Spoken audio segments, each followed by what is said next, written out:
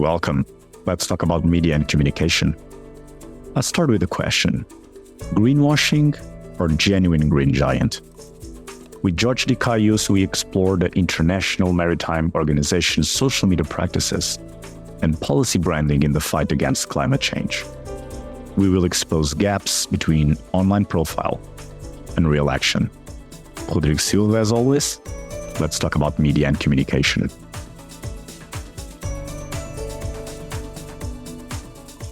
George, welcome to our episode. Hi, thank you for having me. So, George, we do not have to dive into the importance of climate commitments at this point, I think, but you indicate in the article the limited progress made by the International Maritime Organization in this sense, despite adopting strategies for reducing greenhouse gas emissions. So you embarked on this research because, well, there was apparently a disconnection between policy intentions and actual outcomes, correct? Yes, thank you for this question. I mean, actually, the International Maritime Organization started working on climate change back in the beginning of 2010s, actually, more concretely. But in 2018, it adopted the first strategy, the initial strategy of the International Maritime Organization on greenhouse gas emissions. And from that point, it should have started applying climate commitments. The problem here is that they adopted the commitments, but no one was there to implement them.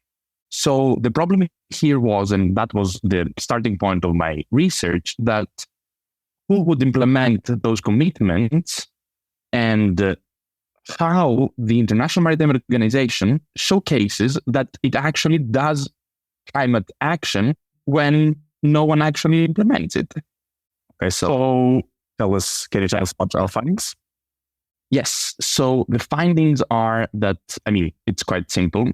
The International Maritime Organization says that it promotes climate action, while at the same moment, no action is taking place, at least at the governmental level, as International Maritime Organization is a governmental organization.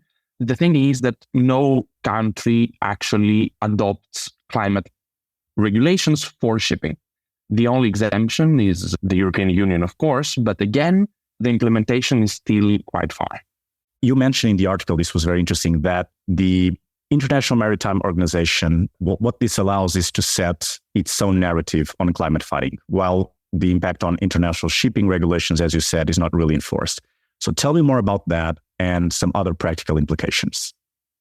Yes, thank you. So the International Maritime Organization decided, I think purposefully, to start showing to the public that it does a lot on climate change.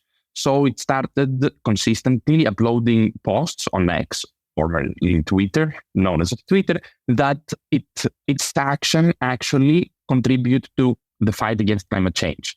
The problem here was and is that all these actions do not actually lead to the fight against climate change. They do actually, but the amount of its contribution are very small. So do we really an impactful action, or they just highlight their very small actions against climate change? So this was what my thought when I was starting my research, that, okay, we say that we do a lot on climate, and maybe we do, but is it enough? And what's ahead of us now? More case studies? So yes, the idea is to see how, this research was initiated when I started reading a lot of research on how other organizations, not international organizations, but either governmental or NGOs or whatever, try to showcase what they do on climate change. And because my previous work was on International Maritime Organization and how it adopts climate regulations, I thought that this is a good example of how UN agency, the International Maritime Organization, that has to follow actually what the United Nations say about climate change, do on climate change. And unfortunately, we have the gap here. And for example, the International Energy Agency says that shipping emissions are not on track with what they have to be in order to actually combat climate change. So yes, we need more research on those kind of topics just to highlight that we need more action. Other than that, this is a research coming from a political science perspective with a media orientation to showcase that many times policy framing and policy branding is not compatible with policy action. Mm-hmm. Mm-hmm.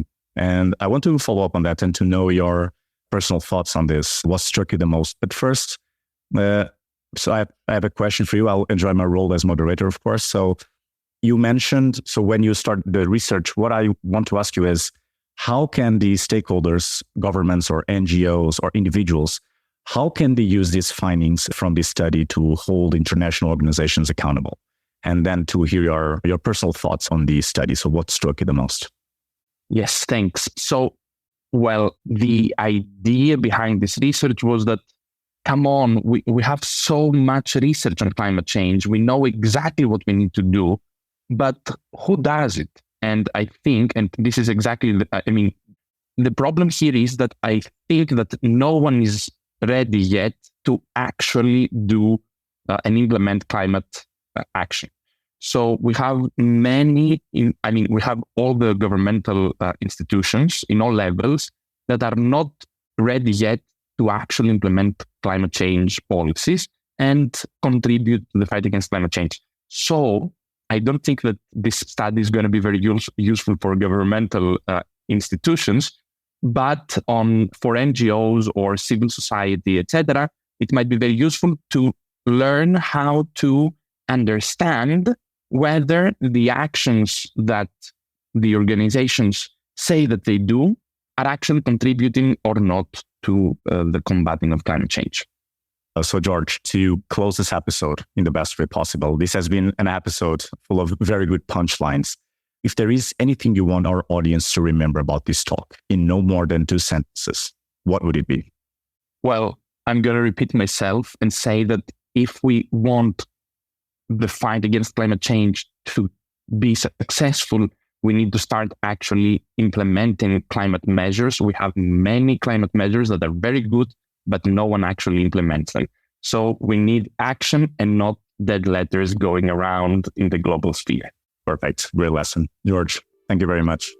Thank you. This podcast is powered by Cogitatu Press. You can listen to this episode on the Let's Talk About Media and Communication website, on Cogitatu Press YouTube channel, and whatever you get your podcast.